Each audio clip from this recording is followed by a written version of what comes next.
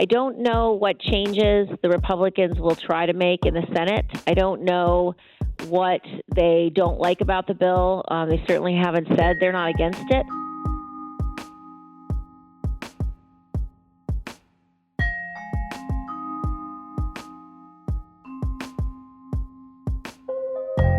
Hi there, it's WAMC News Director Ian Pickus, and on this episode of the WAMC News Podcast, we speak with U.S. Senator Kirsten Gillibrand, a Democrat from New York.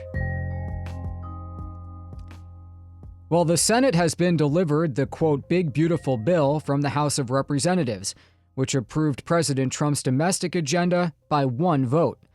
The Senate says they want to get it done by July 4th. Minority Democrats are hoping to stop it. I spoke about that and much more with U.S. Senator Kirsten Gillibrand, a Democrat from New York. Here's our latest conversation. It's Ian Pickus. We are back in the congressional corner today with U.S. Senator Kirsten Gillibrand, a Democrat from New York in this office since 2009. Senator Gillibrand, welcome back to the show. Thanks, Ian. Appreciate it. You know, we spoke after the election, but before the new Congress had started, and now we're past the 100-day benchmark and into the middle of the year. In your opinion, how is the new Trump administration going so far? What is your view of the actions that they've been taking so far? I think President Trump has put forward a fairly toxic agenda that's really hurting working people across New York. I think he has overreached. He is doing things that I don't think people who voted for him expected. Not only has his tariffs meant higher prices for basics like groceries and clothes and household goods, but this reconciliation bill, this tax plan, is making both health care and groceries more expensive for Americans because it's slashing funding for Medicaid and food assistance, and it'll just finance more tax breaks for billionaires and rich companies.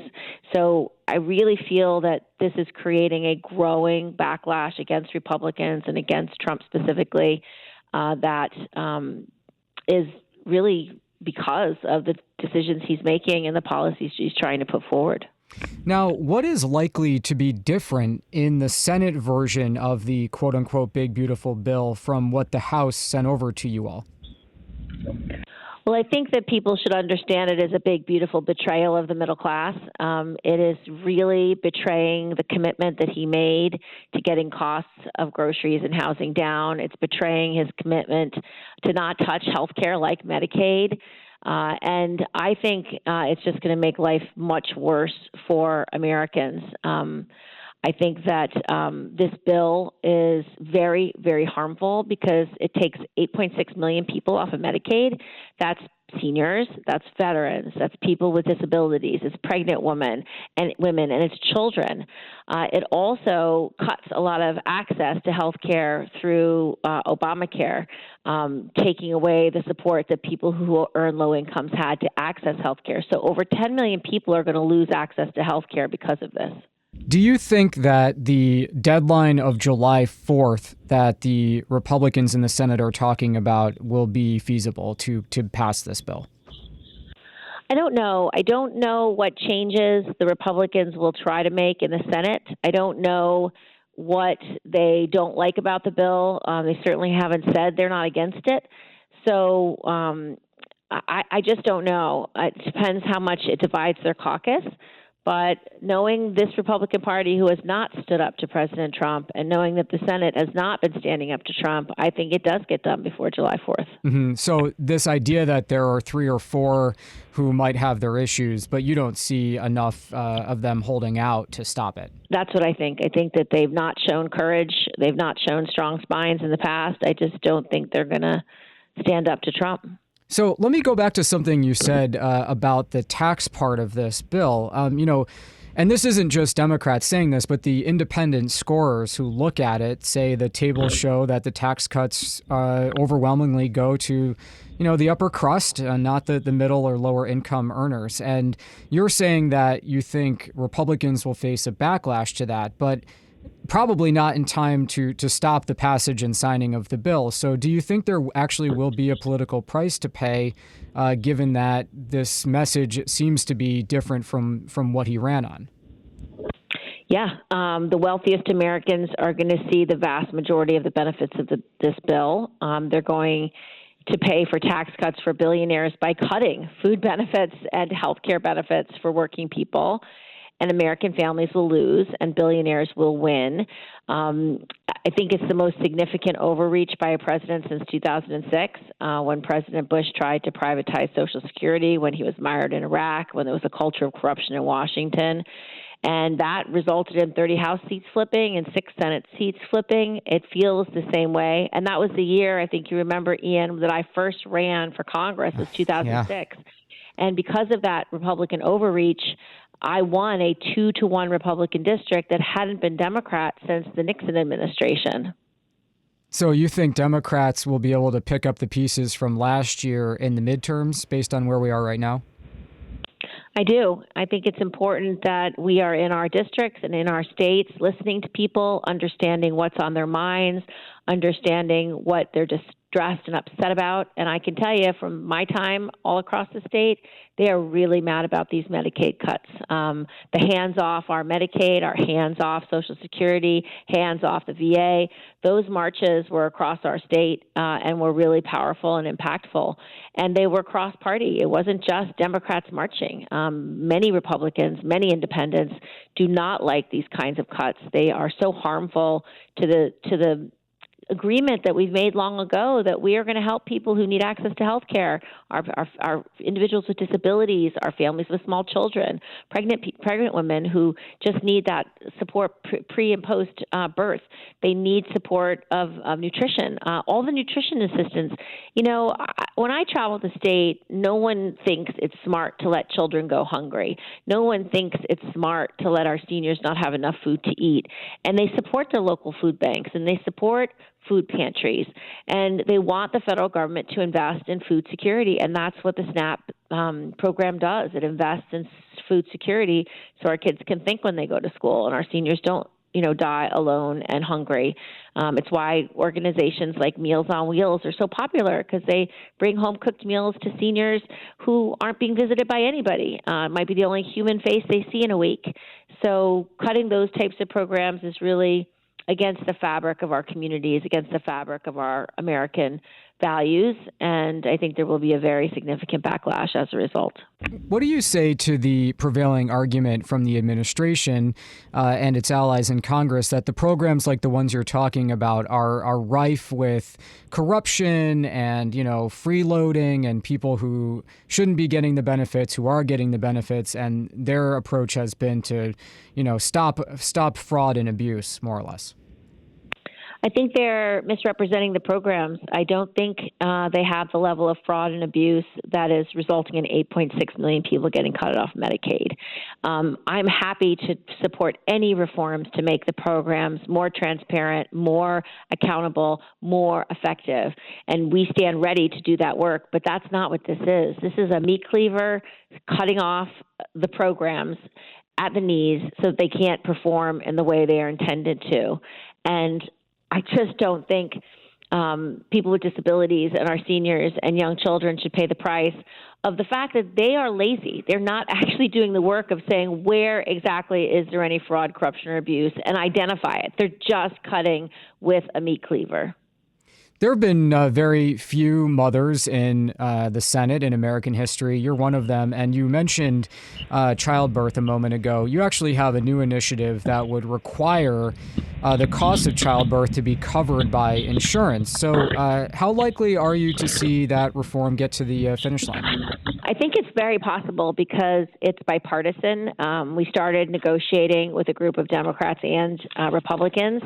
And what it does is just acknowledge that having children is very expensive and has a lot of health care needs and a lot of out-of-pocket costs. Labor, delivery are very expensive. A lot of families, a lot of mothers need C-sections. If you had to pay for a C-section out of pocket, it's $12,000. Even a regular birth can cost up to $8,000. And so we think the average out-of-pocket cost that a new parent is paying is about $3,000.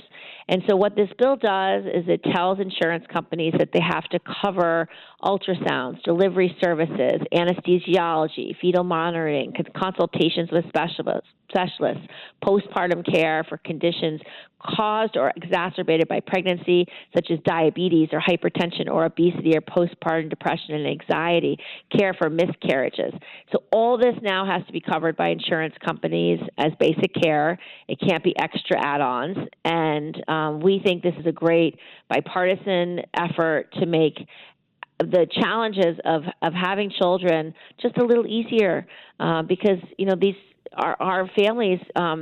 If you're a working family who doesn't have a lot of extra income, it shouldn't be that you can't afford to have a child. You should be able to have a child if you want to have that child and be able to afford the basic necessities of giving birth. Let me just reintroduce you. We're speaking with U.S. Senator Kirsten Gillibrand, a Democrat from New York, on the Congressional Corner today. So, Senator, obviously you represent a big border state. First of all, what do you think of the president's tariff policies? And second, what have been the impacts on New York State as you see them? So, tariffs is a highly complex tool that we have in negotiating with other countries to make sure that we can protect the products we make and the services we deliver in the United States. But that's not what Trump has been looking at. Trump has just been using tariffs as a negotiating tactic, creating chaos for all companies that buy and sell goods throughout New York and creating chaos for families. I could understand targeted, strategic, surgical tariffs on things that we want to protect, like U.S. manufactured cars, for example. But that's not what these are. These are across the board punitive tariffs on countries that we buy things from. It's not that they're somehow taking advantage of us. We want to buy things from what those countries are producing. It's where we get certain key inputs for our own manufacturing or key deliverables for the U.S. And so he's just created a trade war that is raising inflation. The cost of everything is going up. It's depressing growth. It's shrinking our economy. And Moody's just downgraded the U.S. rating because of it. So he clearly doesn't understand what a tariff's supposed to do. He's using it as a bullying position. He's not using it as the trade policy that it's meant to be, and he's harming us. So I would say the trade war that Trump has created has been devastating for New York. You obviously are familiar with upstate New York and northern New York from your time as a senator and before that. And if the Canadian tourism is depressed the way that we're hearing it's going to be, it's likely to have a significant impact on the upstate economy. Is there anything that you're working on in that vein to help some of the areas that are really counting on that cross-border traffic? So one thing I'm doing is standing up to Trump to try to tell the world community is that this does not represent American values, and that Canada's upset because Trump has put on horrific tariffs to a friend and an ally when he should know that our border transactions are reliant on each other. We have manufacturing in the U.S. that's based on inputs from Canada, and Canada has manufacturing that's based on inputs from New York. And so we have a very, very favorable and positive ecosystem with Canada. And what Trump has done is disregarded that and created a trade war and insulted the Canadian people and the Canadian government over and over again, acting like a child and like a bully for no reason. And as a consequence, they're offended and they're upset, and it's hurt their businesses. And so the reason why they don't want to come to the United States is because they're mad and they're frustrated. And so what we've tried to do is stand up to Trump. In fact, we got a bipartisan coalition of 4 Republicans to join us in blocking some of the tariffs with Canada, to tell the president that he could not do this. And so we are trying to stand up so that at least Canadians know, regular New Yorkers and regular American people are not against Canadians, and that we want to continue to trade with them. We want to continue to have investment in each other. We want to have tourism. We want school trips. We want businesses to work together cross borders. And so we're just trying to show them by our actions that we do really want to have this strong relationship despite the words of our president. Let me change gears and ask you about your work as the ranking member on the Committee on Aging, and you've got a focus of late on a problem on our farms, which is the aging farm workforce. What's the issue, and how do we solve it? So tomorrow in the Aging Committee, we're going to have a hearing on exactly that. It's called the Aging Farm Workforce, America's Vanishing Family Farms. And the hearing is going to highlight the crisis that American farmers are aging, causing a decline in family farms. More than 30% of farmers are older than 65 years old, and the aging farm workforce presents a challenge for both safety and food security. This will be interesting. We'll have some witnesses. We're going to have Zippy Duval, who's the president of the American Farm Bureau Federation since 2016. He's very knowledgeable about farm policy. And then we're going to have Jim Alderman, who represents farmers in Florida, a vegetable farmer. And we're going to have Aaron Locker, who is basically a recruiter who is focused on how do you serve organizations within the food and agriculture industry. And so he'll have a lot of data about that. And then we'll have Chris Wolf, who is a professor of agriculture economics from Cornell. And so he will talk to us about research and data and information about what's happening on dairy farms, dairy markets, farm risk management, which I think is really important. Farms are essential to our upstate economy. It's really important that they continue to thrive for generations. We've been highlighting some of the challenges in farming for a while now. We had hearings about the suicide rate for a lot of farmers who are feeling that they can't make ends meet, that they, no matter how hard they try, they can't produce the goods that they would normally produce, and that the stresses of being at the forefront of agriculture is very, very unsettling. And so one of the things that I want to focus on is, as we talk about how do we lower food costs, one of the ways we can lower food costs is investing in our agricultural sector. Invest in farms, make it more affordable to be a farmer, make it more affordable to produce low-cost goods for American families. We need to invest in our agriculture and our rural areas. And so this hearing will be more inputs on some legislation that I'm working on about how do we get food costs down by investing in our farmers. I have just enough time to ask you a couple of political questions before we go. First of all, we just got through a big election, but it's June, and that means there are these Democratic primaries coming up. Wondering if you plan to make an endorsement in the New York City mayoral race or the Albany mayoral race. No, I'm very excited for New York voters to make decisions about who they want to lead their cities. I think we have strong candidates in both races, and we're very lucky to have so many public servants who want to serve and want to make a difference. So I'm excited to vote in the Albany mayor's race, and I will be quietly supportive of the entire field in New York. So I'm not going to endorse, but I think we have a real blessing of many good candidates. Have you decided who you'll vote for in Albany? I actually have not. I have to give it some serious thought. There's so many great candidates. One of the candidates actually knocked on my door 2 weeks ago when I was home. Me too. Which was a delight. So Dorsey Applers came to my door, which I thought was pretty kind of her. And so I got to talk to her and talk to her about her vision for the city. But I think we have a great deal of really talented candidates that I'm very excited about in Albany. I have this job, which means I'm not a registered member of a party, and they were not as excited to talk to me as I imagine they were to talk to you, Senator. Lastly, what do you think about Lieutenant Governor Delgado announcing he will challenge Governor Hochul next year? Well, I fully support our governor. She has done an excellent job in trying to bring our state back together again. She's really been investing in the economy.